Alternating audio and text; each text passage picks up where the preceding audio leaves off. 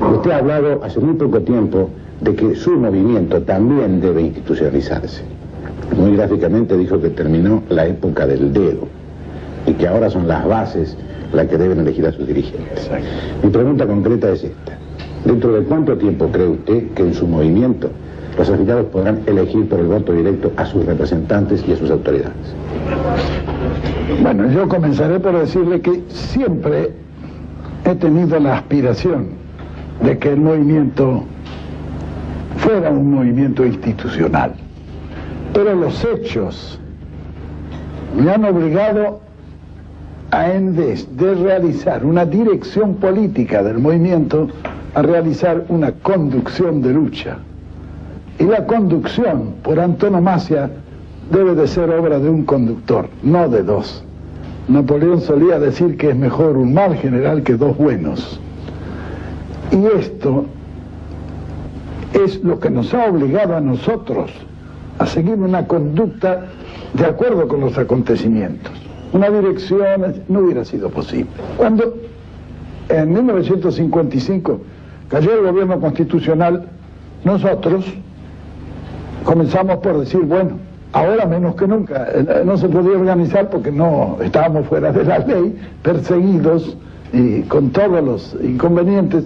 Formamos comandos de exilados en todos los países alrededor y desde allí son comandos intermedios, desde ahí dirigimos toda la acción para que el movimiento, a pesar de todo, no se disociara.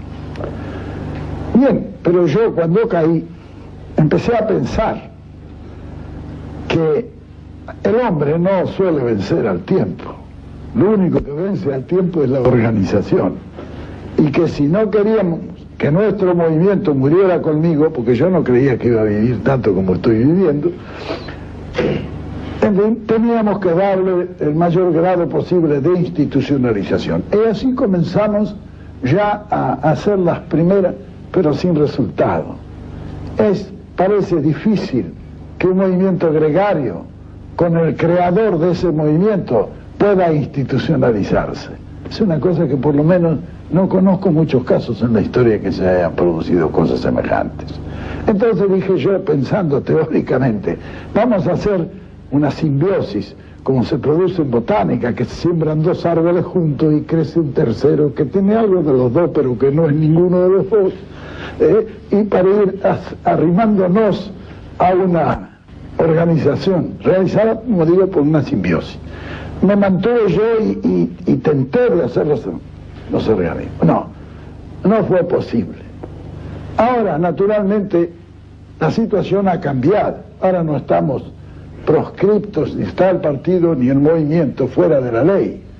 Porque el nuestro, por ser un movimiento, no puede tener una estructura rígida por otra parte, porque está compuesta por 4 sectores. Uno es el sector realmente político, donde está la rama masculina y la rama femenina, que no hemos querido juntar nosotros por razones orgánicas.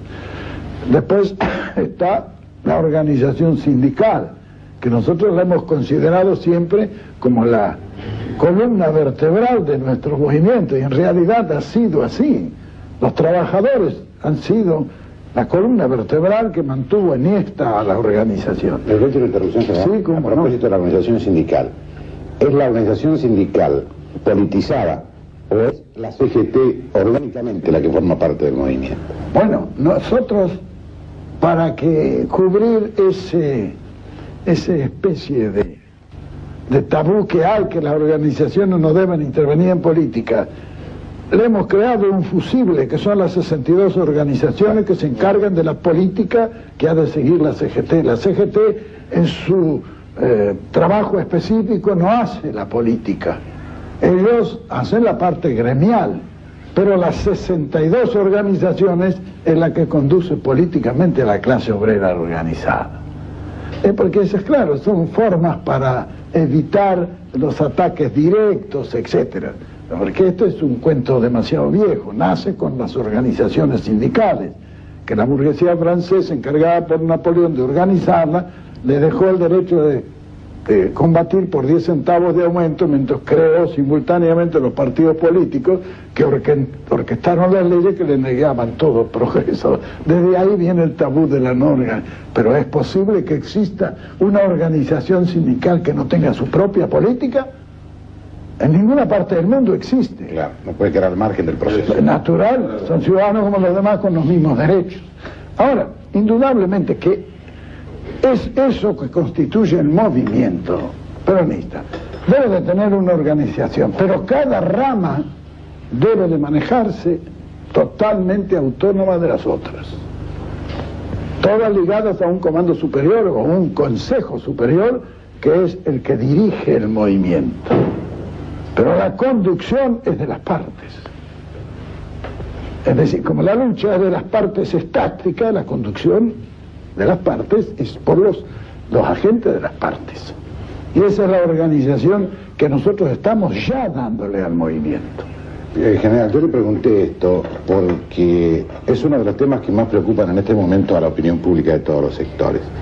Usted no desconocerá que durante 18 años mucha gente estuvo deseando su desaparición física y hoy no quieren que usted ni siquiera se resfríe.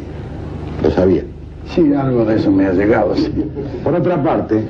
Es que precisamente cuando me voy a morir ahora, cuando claro, han esperado mucho. Por otra parte, otro sector muy importante de opinión pública, incluidos sectores importantes del justicialismo, se hacen en los corrillos políticos, en la mesa de café, en su propia casa, esta pregunta. ¿Y después de Perón qué? Después de Perón una institución. Que eso venía mi pregunta anterior. Exacto. Del movimiento. Una institución o una disociación que es peligrosa, que es la que tenemos que evitar. Ahora, yo creo que dadas las circunstancias actuales y conociendo profundamente el movimiento como lo conozco, yo creo que ya no hay peligro de disociación. Y eso ha sido debido a que nosotros no hemos conducido nunca el movimiento en una forma rígida ni ajustada. Nosotros hemos hecho con una gran amplitud y una gran utilidad. Algunas veces me decían que cómo yo permitía, que sí señor, yo permito todo en el movimiento. A nosotros no tenemos prejuicios de ninguna naturaleza, porque así tienen que ser los movimientos.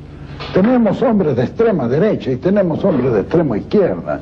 Nunca me olvido que cuando organizamos esto, vino un día el ministro de Relaciones Exteriores, que era un conservador, el doctor Remorino, conservador de Córdoba casualmente, secretario de Julito Roca, fíjese usted. Bueno, viene y me dice, sí, yo había puesto allí a Borlengui, a Bramulio, un montón de muchachos que venían del socialismo. Y me dice, pero usted está colocando todo comunistas ahí, me dice. Y le digo, yo no se aflija, Remolino, es para compensarlo a ustedes que son reaccionarios. Debe ser un equilibrio. Debe ser un equilibrio. Pero el movimiento siempre ha sido así. Yo creo que los movimientos de este tipo hay que dejarlos funcionar libremente.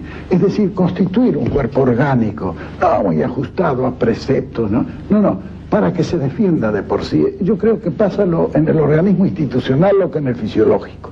Si nosotros no tuviéramos autodefensas, habría desaparecido el hombre ya hace años de la Tierra.